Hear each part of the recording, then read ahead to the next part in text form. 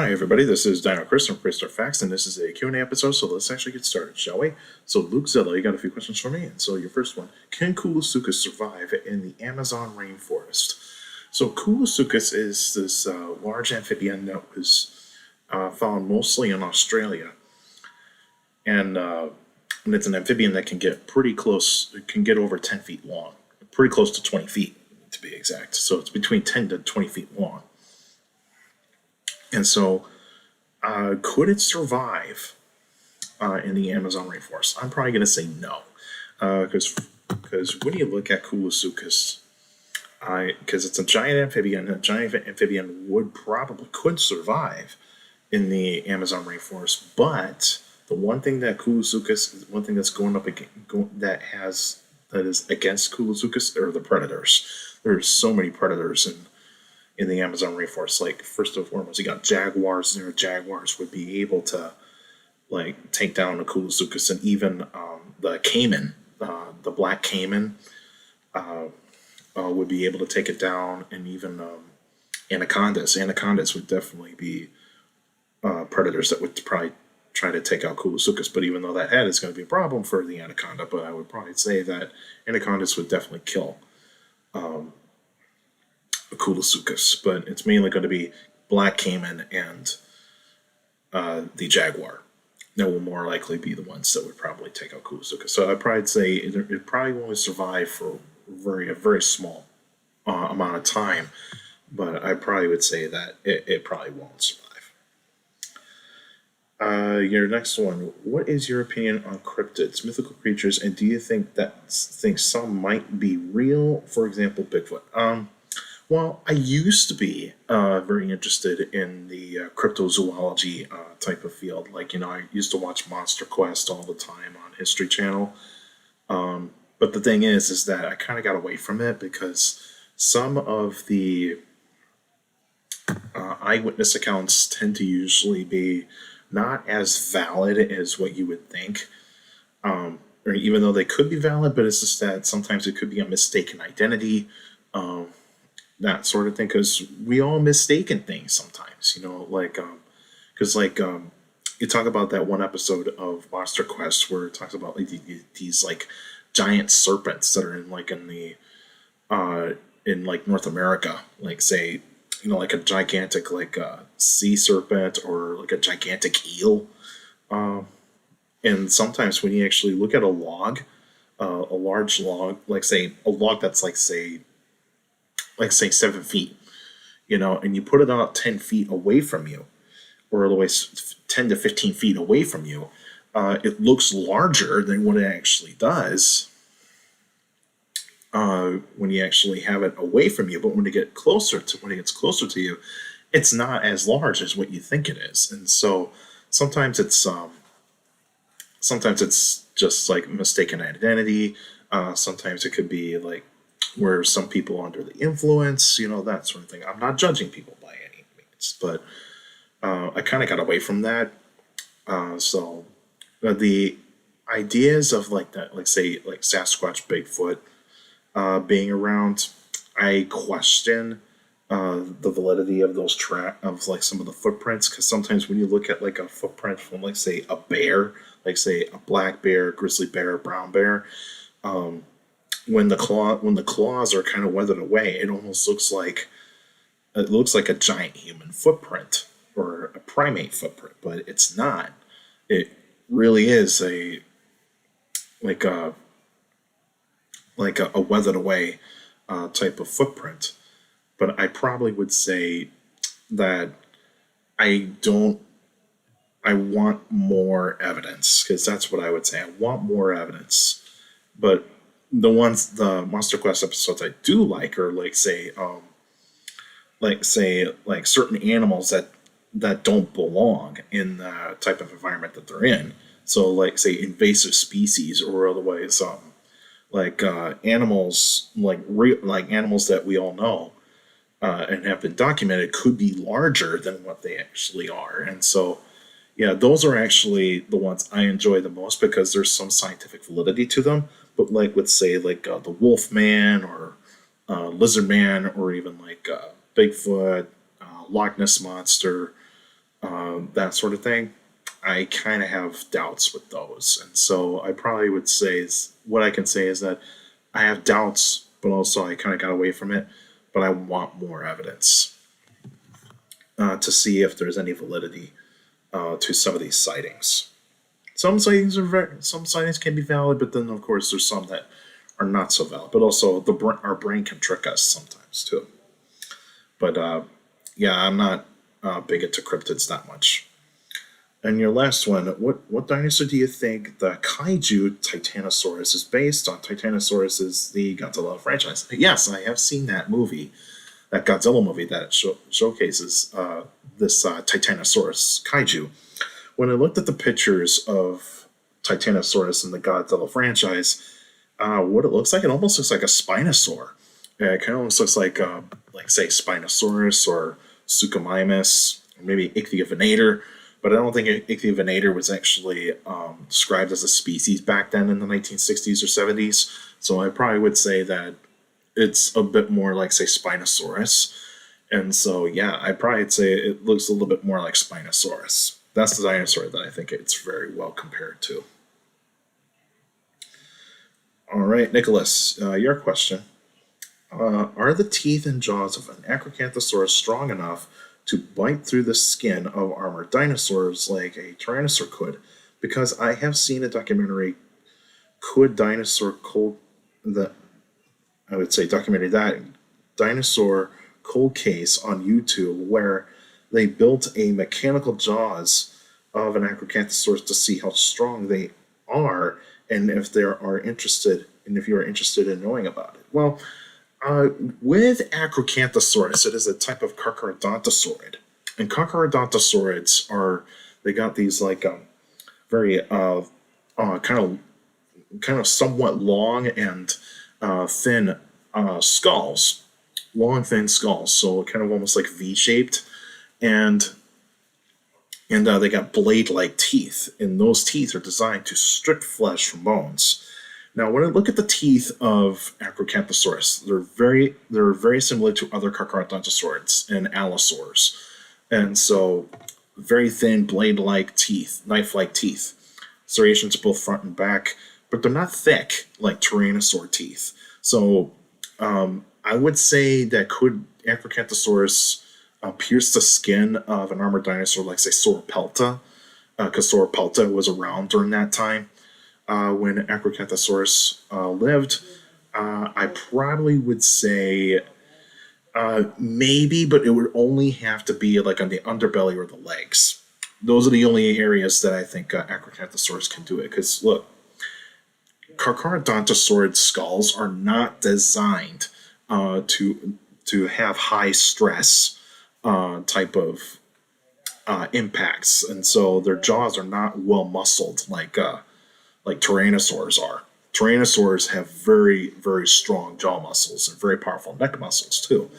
Acrocanthosaurus would probably be considered as one of the strongest Carcharodontosaurids to exist, because it was a very heavily muscular type of predatory dinosaur. I don't know of the validity of actually using mechanical models, because if it's like modeled with metal, if it's a metal skull, it is going to look stronger than it really is. But remember, metal is not the same thing as bone, and so bone is a little bit different. And so I would say that Acrocanthosaurus could have a shot at doing this, but I highly doubt that it's actually gonna like pierce like through like a fused armor, like say the hip plates of like say Gastonia or like any other type of armored dinosaur, or even bite through the scutes, because it's not going to do that. And so armored dinosaurs for Acrocanthosaurus are very challenging. And so the only way that Acrocanthosaurus would be able to have a shot is if it flipped that armored dinosaur over and got to the soft underbelly, or otherwise try to bite the legs. And that's difficult because the Acrocanthosaurus has to get down very low. An adult Acrocanthosaurus probably would not even mess with an armored dinosaur. Juveniles might be able to, because juveniles are small enough to be able to try to do it. But I don't know if like Acrocanthosaurus would have that ability to bite through armor like Tyrannosaurs would.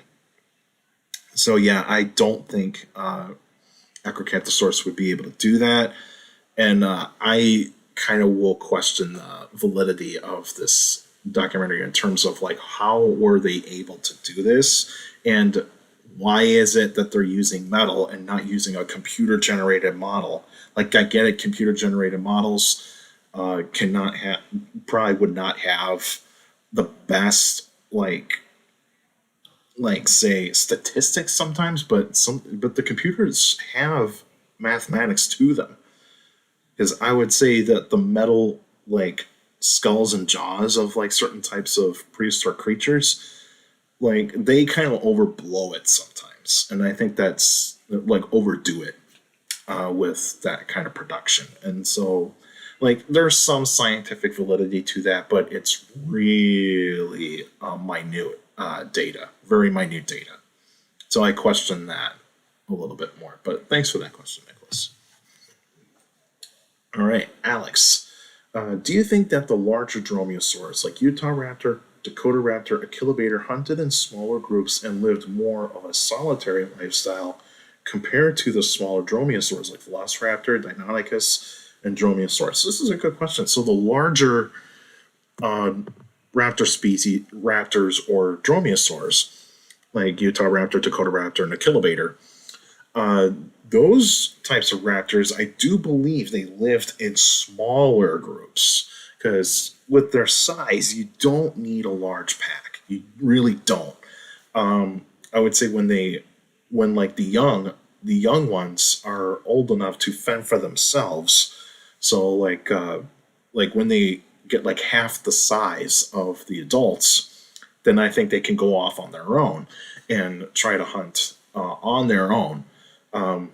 But also one of them could still take down like like something that is similar in size to them to actually catch. So I think they can do that. They can do that. It's just that when you do live in a small family group, you are able to try to hunt down some larger prey. Utah raptor is designed to go after large prey. Dakota raptor is very similar to that, and even Achillobator. And so those are raptor dinosaurs that are designed to go after dinosaurs that are larger than themselves. But also they can still go after things that are smaller than them or even as big as them. And so yeah, they can do that, but I'd say they're more likely to hunt on their own for smaller prey to like prey that is about the same size as them. Anything larger than that, they actually have to have a little bit of help. And so yeah, I think the smaller dromaeosaurs would probably have like say maybe a group of probably say six to nine individuals, whereas like larger ones like Utah raptor, Dakota raptor, and Achillobator probably had a little bit more close to like say 4 or 5 individuals in a group. But that's a good question there, Alex. Like that. All right, Benjamin, your questions. When did Appalachiosaurus live? If I remember correctly, I think it's around 90 million years ago. I think it's somewhere around there. Like 95 or 90 million years ago. It's from the eastern part of the United States and was found in Alabama and some parts in Alabama, Mississippi. There has been some Appalachiosaurus fossils that have been found in Georgia and even some parts in South Carolina, but like I think it's 95 or 90 or around that range of 95 to 90 million years ago. I think that's where it's from. But if it's like around 100 million years, but somebody in the comments can know too. Could Dromaeosaurus catch and eat Struthiomimus? I think it could, but Struthiomimus would be faster than Dromaeosaurus. Dromaeosaurus would have to, like if it's an individual one, an individual Dromaeosaurus would have to go after the young. They have to go after the young. Whereas, like, say, in a full-grown adult, that's tough to do. But I'd say that, like, full-grown adult, they need a little bit of help. They have to surround the Struthiomimus in order to actually take it down. But yeah, I think it could. I think it could. Why has Pachyrhinosaurus sometimes been portrayed with the nose horn?